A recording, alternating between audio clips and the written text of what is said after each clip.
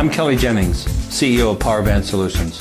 PowerBand is a cloud-based provider of auction, inventory, and finance solutions that make buying, selling, and financing vehicles more efficient. PowerBand Solutions trades on the TSX Venture Exchange symbol PBX and on the OTCQB symbol PWWPF and on Frankfurt symbol 1ZV. For more information, please visit us at powerbandsolutions.com. Welcome to the Goddard Report. Comments made on the Goddard Report and TalkDigitalNetwork.com are an expression of opinion only. Here is Jim Goddard. My guest is award-winning investigative reporter Bob Mackin, the publisher of thebreaker.news. Welcome back to the show, Bob. Thank you. The show surrounding the Sergeant-at-Arms and the Clerk of the Legislature in BC, what's the latest there? Well, Thursday this week, it's the Legislative Assembly Management Committee meeting over in Victoria. It doesn't meet enough, but it does meet in public, although it does have in-camera deliberations, and there's also a Finance and Audit Committee that meets in camera. This group has been dragged kicking and screaming into the 21st century, but they're not quite there yet, because this 19th century institution is actually not covered by the Freedom of Information law. They spend well over $75 million a year. They do release some financial information, but really the bare minimum. We have no right as citizens, like we do have a right as citizens, to get information out of government ministries, out of crown corporations and agencies. We don't have that same right when it comes to the Legislative Assembly itself, which could be the root of this whole problem that it is undergoing or has undergone since that fateful day, November 20th, when the clerk, Craig James, and the Sergeant-at-Arms, Gary Lenz, were walked out of there, suspended by the Legislative Assembly unanimously with pay and benefits until further notice. There's been a lot of political to and fro over in Victoria because of the undertones of this. The speaker is Daryl Pluckus. He was elected twice as a Liberal MLA in Abbotsford. He decided to stand up to Christy Clark at the party's or the caucus retreat in Penticton in the summer of 2017 after the election, when there was a lot of finger pointing behind the scenes, blaming Christy Clark for losing power. The party lost its majority in that election, and of course the NDP and Greens ganged up and defeated the Liberals in a confidence vote and were chosen by the Lieutenant Governor at the time, Judith Bouchon, to form government. And a lot of finger pointing was at Christy Clark for running the campaign that she ran and for not demanding better policy before the election and making the party more kinder and gentler in the eyes of voters.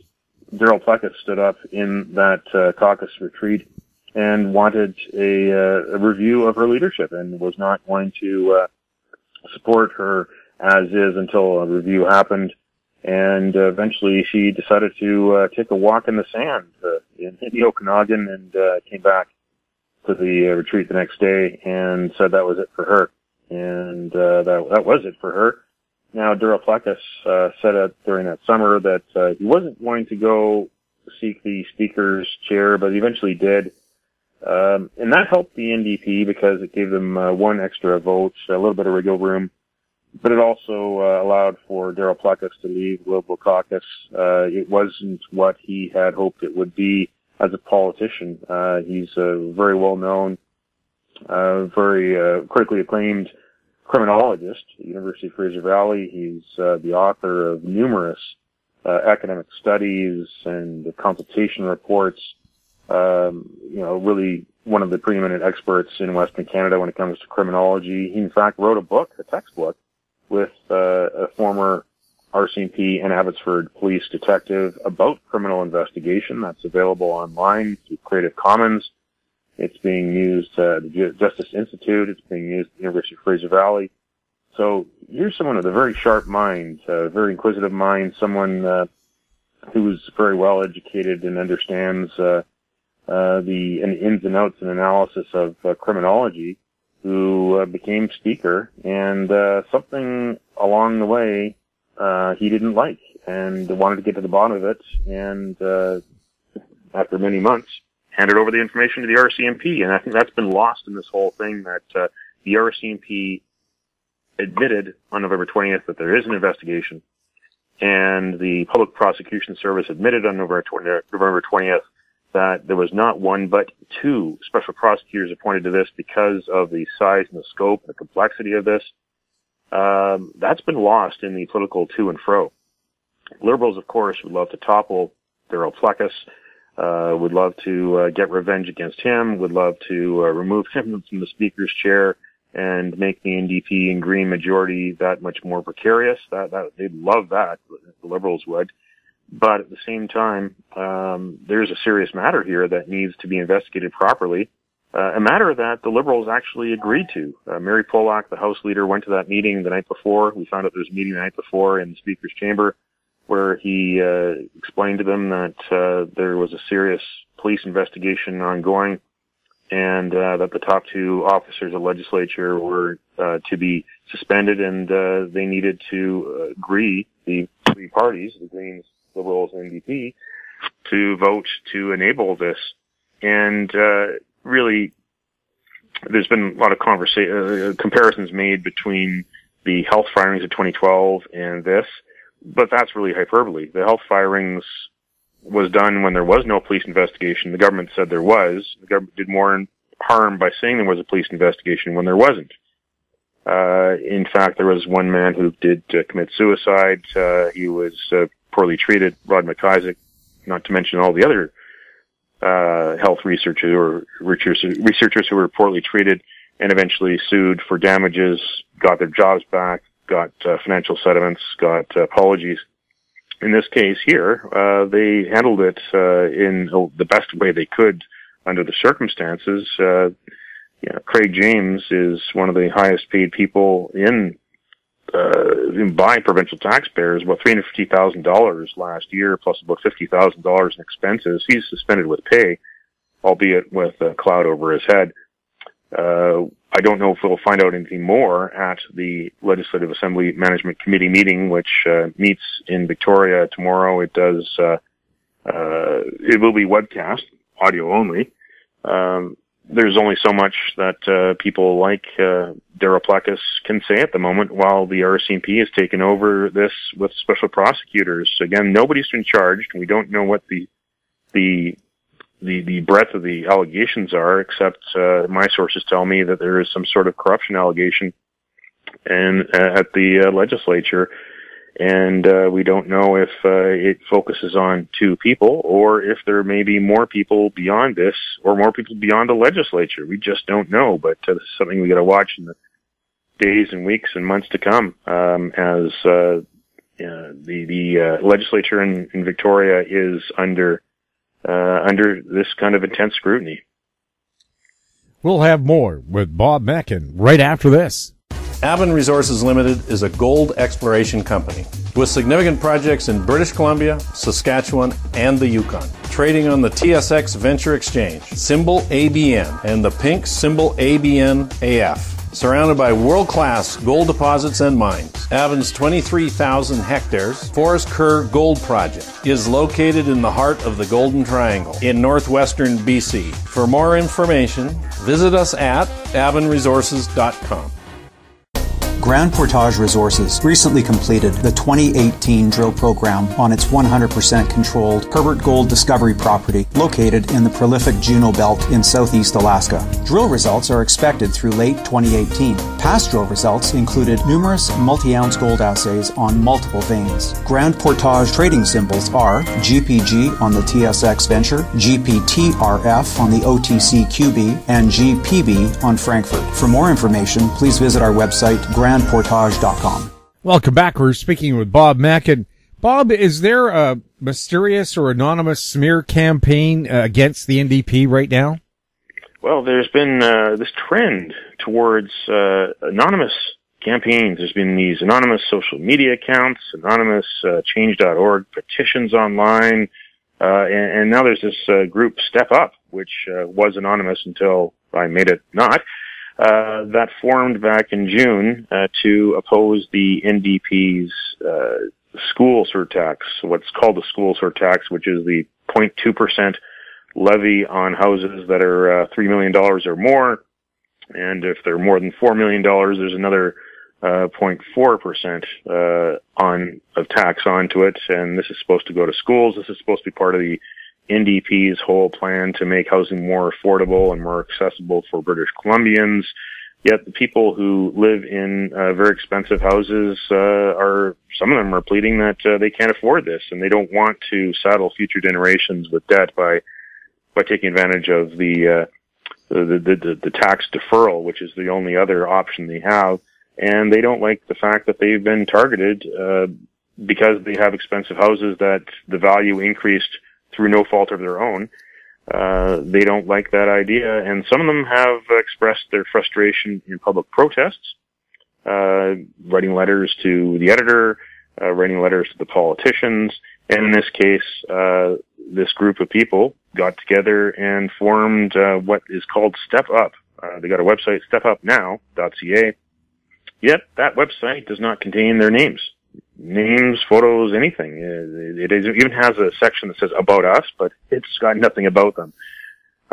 In fact, the information that is there is rather misleading. There are 4 people that I was able to find out through the BC Corporate Registry formed this as a society. There's some interesting people. 2 of them are mining executives, Jonathan Rubenstein and Brian Edgar. Lana Pulver is an event planner, event manager, and Bud Kanke, who was a well-acclaimed restaurateur in Vancouver for many, many years, who founded Joe Forte's, founded the Cannery, some of Vancouver's great restaurants. Bud Kanke was behind.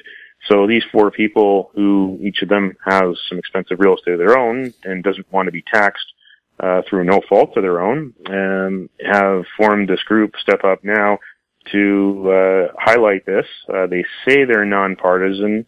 They say they haven't been politically engaged, but if you look at the Elections BC database, that's not quite true for 3 of them.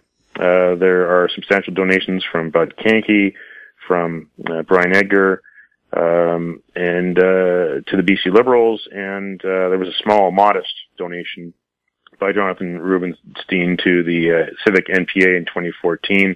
He did say that his wife, Marianne Cummings, is involved in another group called Wake Up Vancouver, which has been very much anti-Vision Vancouver, and that group itself has been anonymous, and Ms. Cummings, who's a former lawyer, was also involved in an anonymous Change.org petition earlier this year against the tax.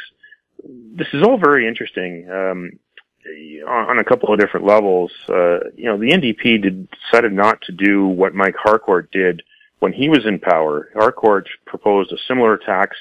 It was actually Glenn Clark, as finance minister at the time, proposed a similar tax on expensive houses at the time, and it was met with immediate opposition by people, especially in Point Grey, where a number of prominent NDPers, including Mike Harcourt, were the MLAs, and they decided to cancel it.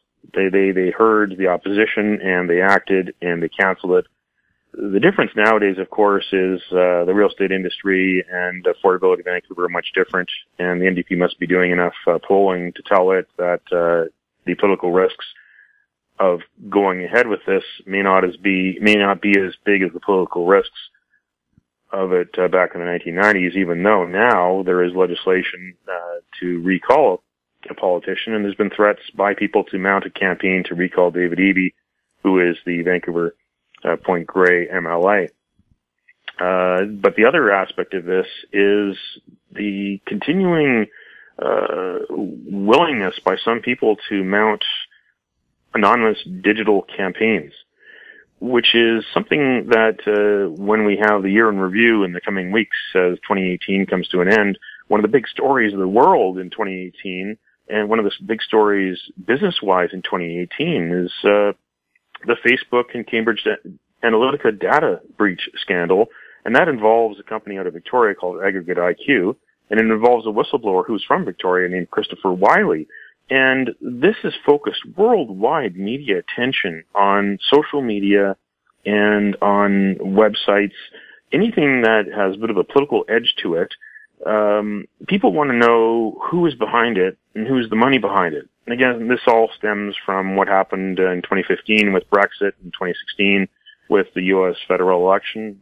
We saw, of course, foreign influence in the U.S. election that's been proven, and foreign influence on Facebook by Russian sources.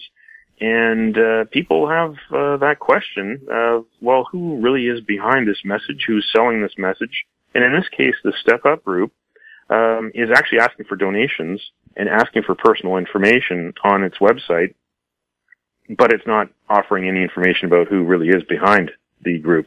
In order to find out that, I had to go to the corporate registry and pay $8 or $9 to get that information and get that out there on the breaker.news about who really are these people behind it. I mean, they may have very valid political points to make.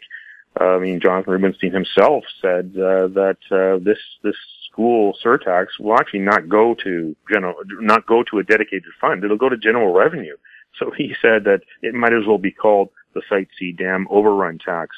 But again, when you use political strategies like this, using anonymous websites, it kind of takes away from the message that you're actually trying to put out there.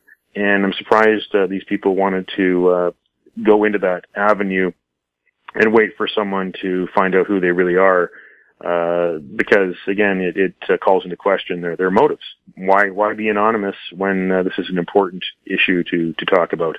We'll have more with Bob Mackin right after this.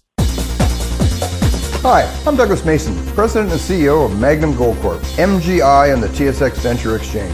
A 2015 drill program on the LH property intersected several high-grade gold intersections, including 11 meters of 20.66 grams per ton gold. Additional drill targets on the LH property have been identified by a 2018 drone airborne magnetic survey to further evaluate a pyrrhotite-enriched gold-bearing system. Please visit our website at magnumgoldcorp.com.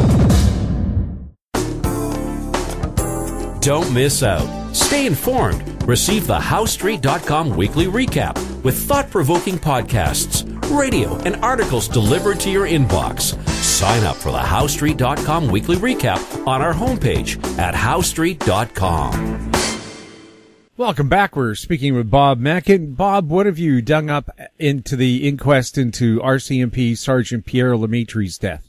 Well, the July 2013 suicide of Pierre Lemaitre took more than 5 years for this to become a coroner's inquest. It was heard over 3 days at the end of November at the Burnaby Coroner's Court by a jury, 4 women and a man on a jury, and local coroner Vincent Stancato.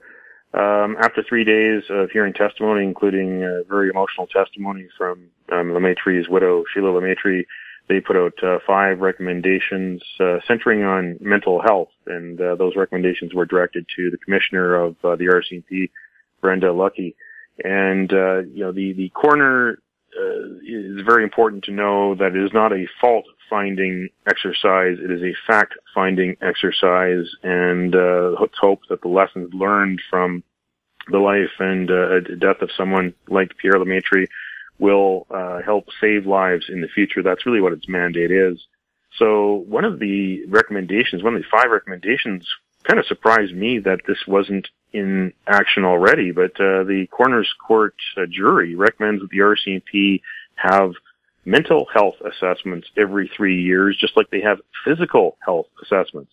RCMP officers have to undergo mandatory physical tests every 3 years, but I'm surprised that they didn't have within that a mental health component. So that's one of the takeaways, especially since one of the items that was introduced as evidence was a lengthy letter that Pierre Lemaitre had written with help from Sheila Lemaitre in 2013 to Veterans Affairs, RCMP officers, if they have disability claims, especially their career ending, they go through Veterans Affairs, and there's paperwork people have to fill out to explain how they got to that point and whether they can function doing the basics anymore in their life after some sort of disability. In this case, it was a mental disability of severe depression, anger, anxiety, and post-traumatic stress disorder.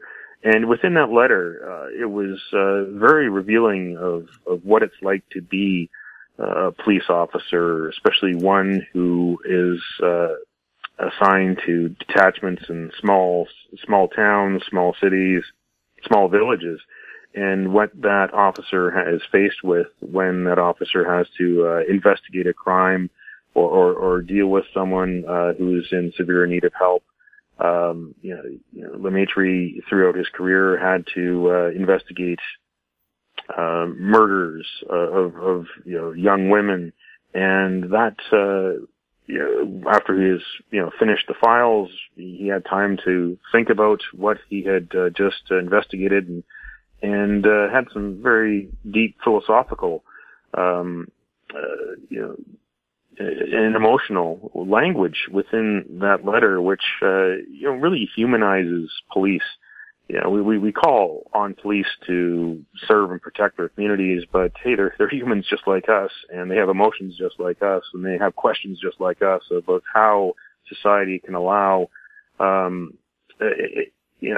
not act, be more proactive in making sure that the calls of someone who is in distress are heard and acted upon.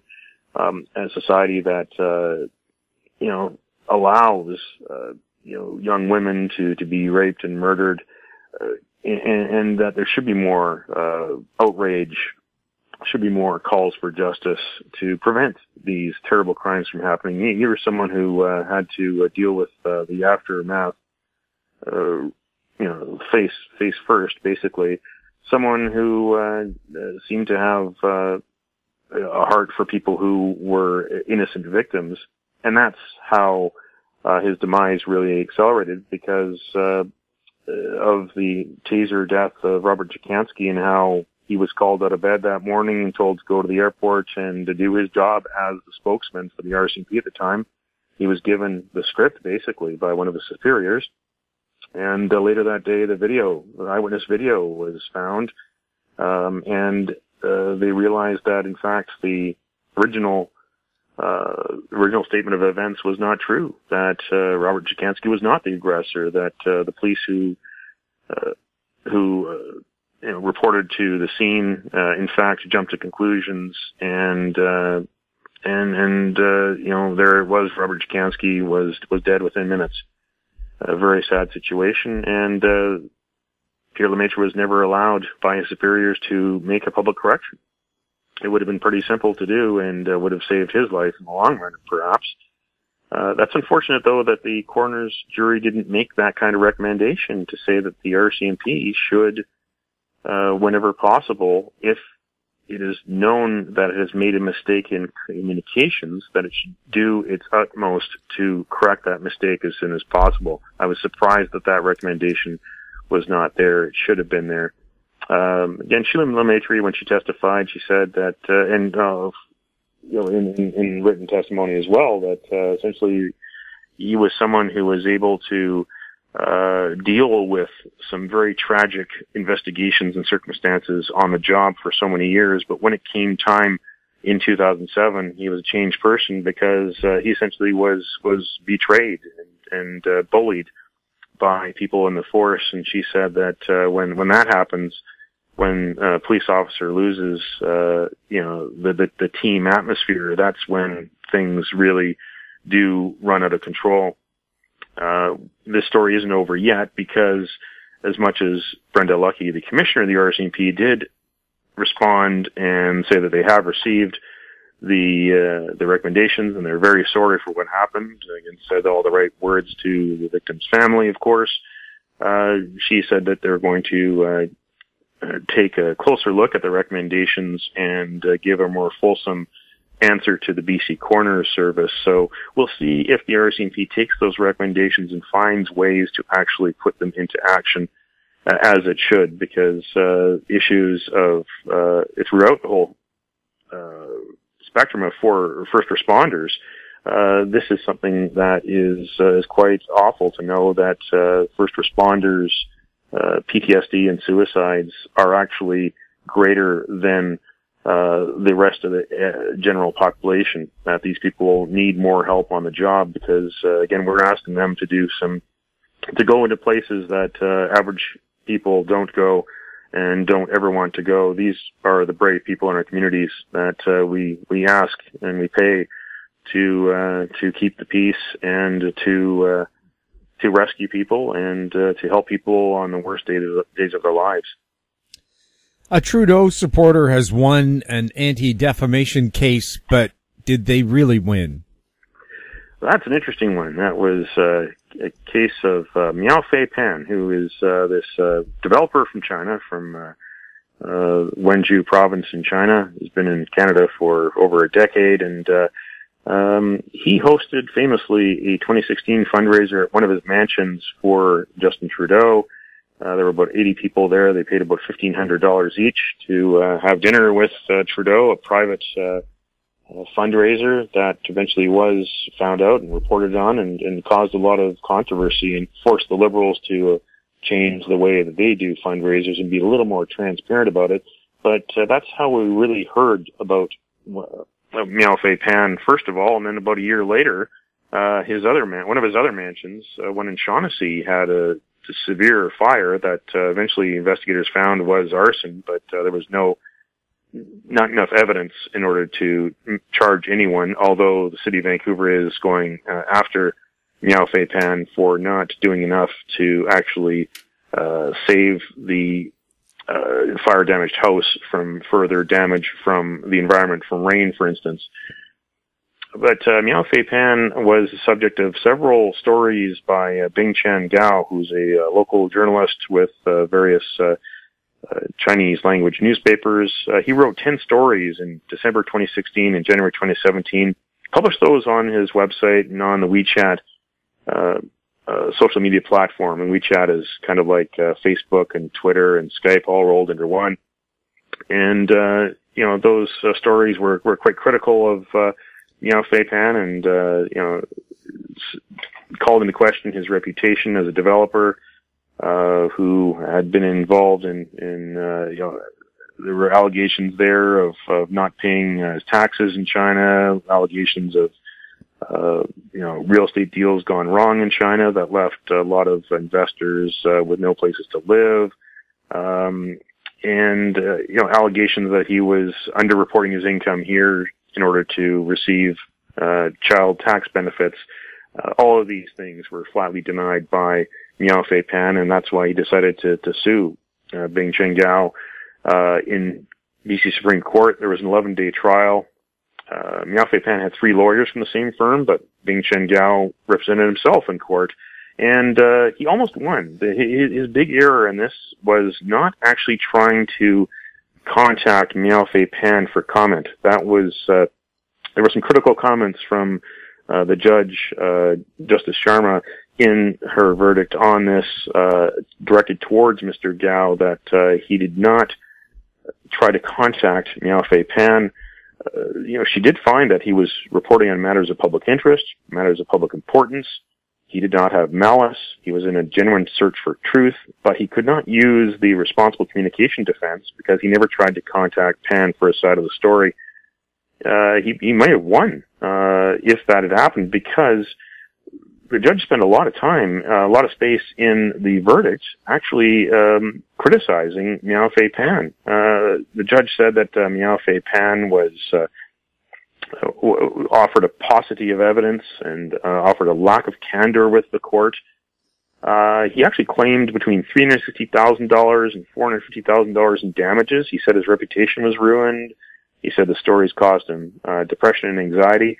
But the judge said that he didn't bring enough evidence to the table of harm that was done to him, and didn't bring enough evidence to defend himself against this. He basically fought this defamation case purely on what the judge said was the deemed falsity of the defamatory statements, rather than backing up his testimony with documents. And that confirmed the judge's disinclination. It found the plaintiff was not credible and not reliable. So she decided at the end of the day not to go anywhere near the 6-figure claim but gave him $1. Basically said, yeah, you've been defamed in 2 of those 10 stories that Bing Chen Gao wrote. And she made an order that Bing Chen Gao remove 2 of those 10 stories.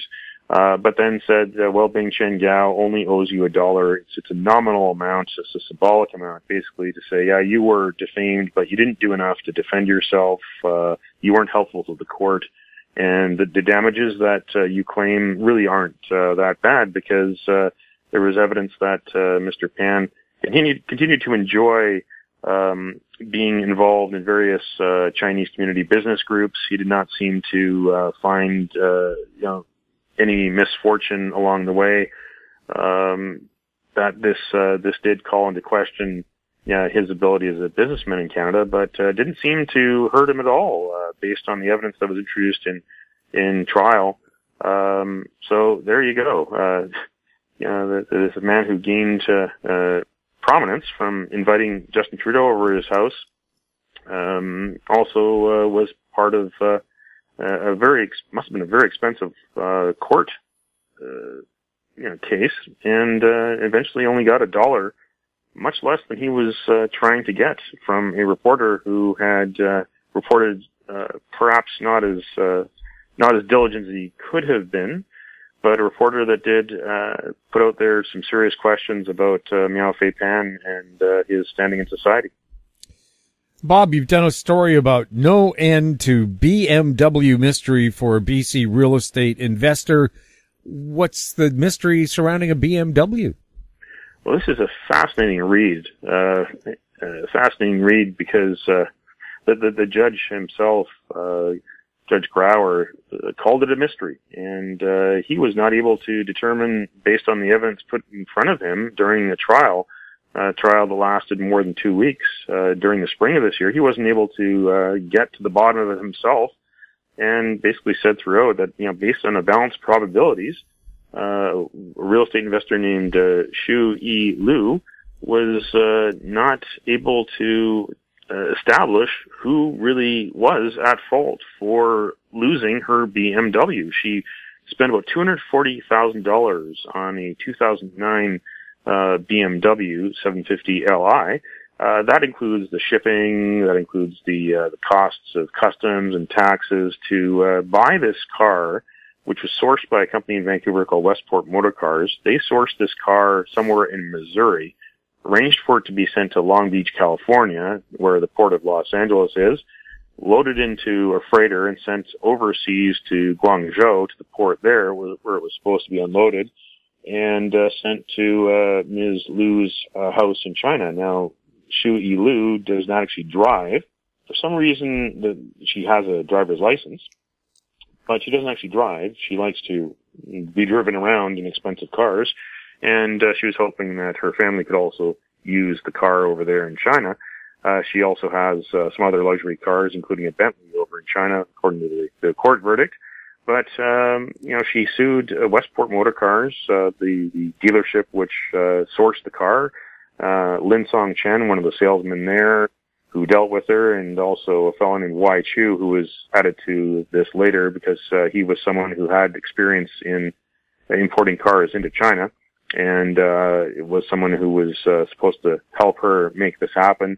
But it all backfired because when it arrived, the Chinese authorities basically decided to bust an importation ring, and many cars and other items were seized, and the people that were involved in this were eventually sent to jail. And Ms. Lu's cousin, who is someone who's a retired judge over in China, helped her out on that end by trying to investigate where her car went. And they eventually did find that the car was impounded, but they lost track of it, and it's not known whether the car was taken by someone, sold, or chopped up for scrap. But she essentially lost this car for $240,000 and filed this lawsuit, which finally was decided by Justice Grauer, and found that there's no one that he could pin the blame to. On the balance of probabilities, she did not establish who was to blame for this. Westport Motor Cars, which ceased doing business in 2012, their defense was that they were there, and this was confirmed by the judge, that they were there to help her source this car and get it to the port in Los Angeles. But they said essentially Ms. Liu's responsibility was for the importation of the car itself, and it wasn't the dealer's responsibility. And that's one thing that the judge did say, that he agreed with Westport's pleadings that their job wasn't to import the car for her, that she was to arrange that herself. So a very expensive lesson in importing cars to China, where there are all sorts of rules. There's no free trade with China. There was until 2010 a loophole that allowed people who were foreigners working in China for companies that have offices in China, they could import used cars.